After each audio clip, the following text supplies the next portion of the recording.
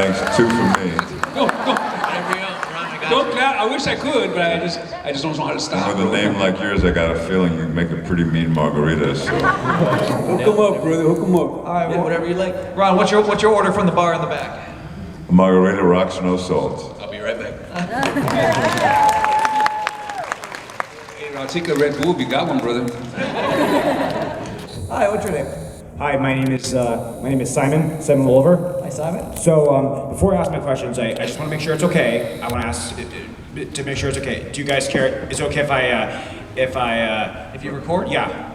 Yes. Yes. Thank you so much. You're not with ICE, are you? I'm actually from the FBI. I'm ready, homie. I'm just ready. No. If you were with ICE, Told me I was safe. if you were with ICE, you'd have a mask on, like a little bitch. Hey. Guys. They wouldn't even let me in the FBI. Trust me. I have some questions I have a question for both of you.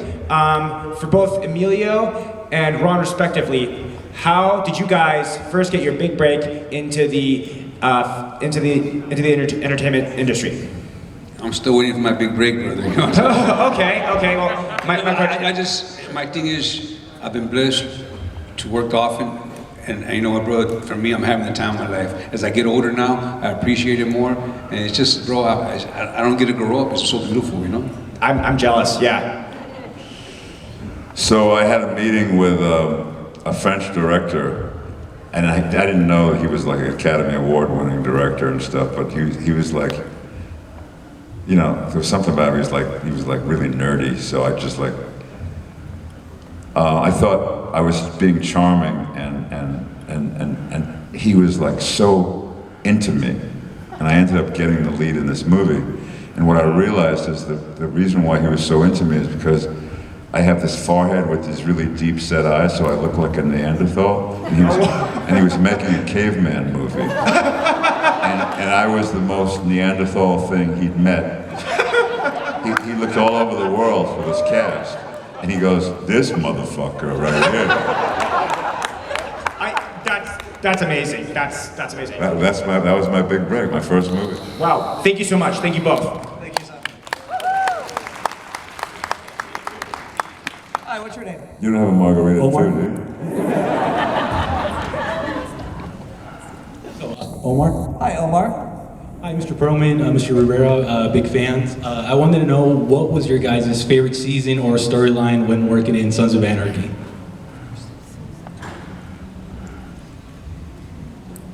I think the one I mentioned, you know, season 2, you know, the whole season was so funky.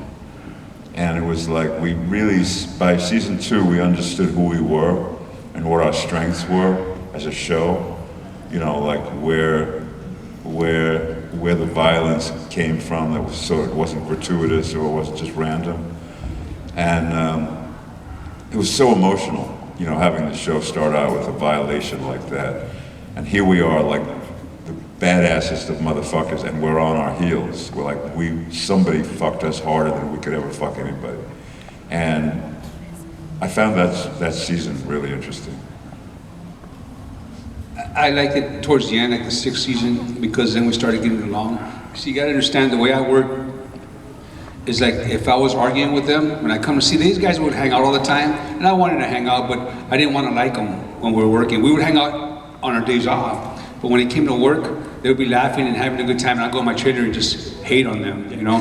And then I hated them until we finished, and then I'd still go home hating them, you know? That's just the way I work. Then in the 6th season, we started getting along. I liked that better because now I could go actually hang out with them, you know, and laugh with them instead of being me, because I hated to switch it. I just rather come in ready to go. You dig? 6th season was a season where I died, so I don't agree with him at all. I started hanging out more with them, you know? Thanks so much, guys. Compliments of Antonio Rodriguez Jr. No Red Bull, but I guess Red Bull changer can, huh? Sorry, that's fine, bro. Thank you, man. I appreciate. Thank you so much. Let's give it up for Antonio Rodriguez Jr. I feel bad for all you motherfuckers that don't have one of them. Hello. Hello, my name is Jeffrey with the letter G. I'm the big fan of Teen Titans from Cartoon Network show. Hello, Jeffrey. My question is what is your favorite of the badass cartoon villains of all time? Your favorite? Favorite cartoon villain? Or villains with a more than... Boris, bad enough. Rocky and Bullwinkle? Yeah, man, yeah. You know, man, I love those cartoons. I show my son, I got an 18-year-old, right? And he has these cartoons, and they're cool. But I show him like Tom and Jerry and shit, bro. That's right, so I'm stuck on that. That's just good cartoons. But then it became like too rowdy. Like now it's too violent and stuff, you know. And I think they were in Roadrunner and stuff. Those are my cartoons, bro, you know what I'm saying? But I guess Wile E. Coyote was kind of, you know, out there, you know. But you're not the only one in Northern California. I remember seeing you two guys from Stockton, Colorado. Thank you so much.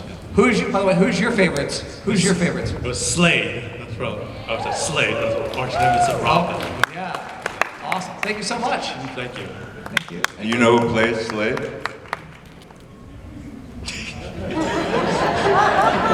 Let's give it up for the guy who can't ride a bike, but you know.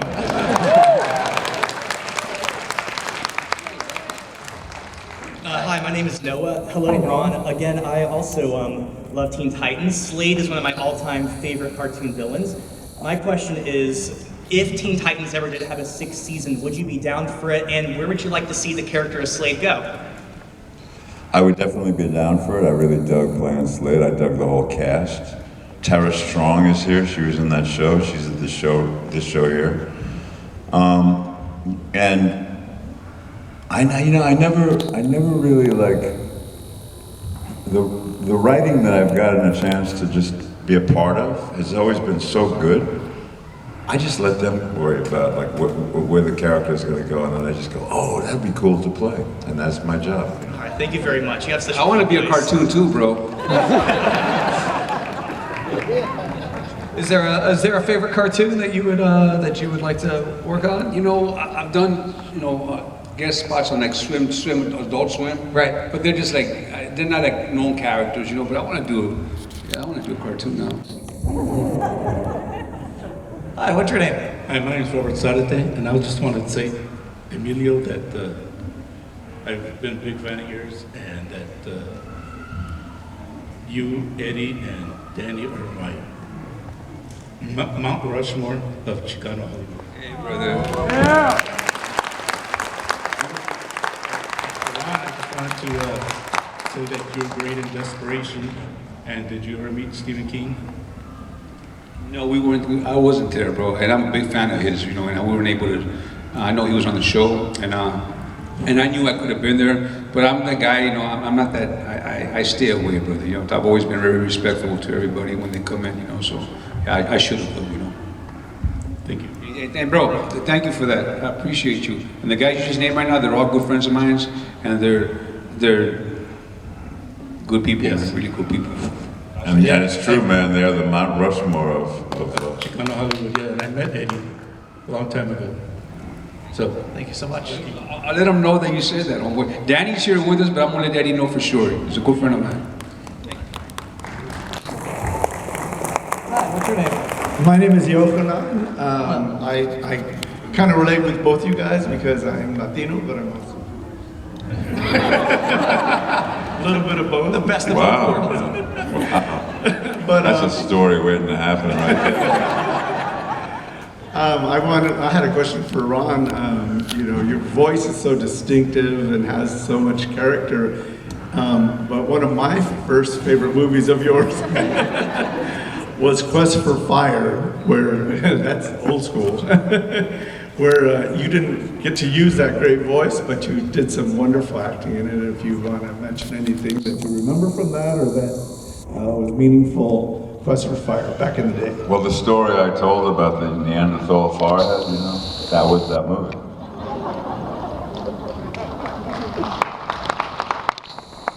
Hello, what's your name? My name is Gita. Hello. Hi, so Chris, I want to say I'm a big fan of you guys' character, the way you guys portray this character as the son, mine as well. It's awesome. I have me watching one that you're rewatching over and over. I guess my question is for Emilio.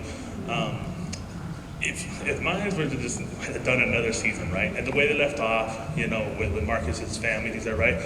given all the things that he's been through, the character's been through, right, in the past, do you think he really would have been able to stay away from the life?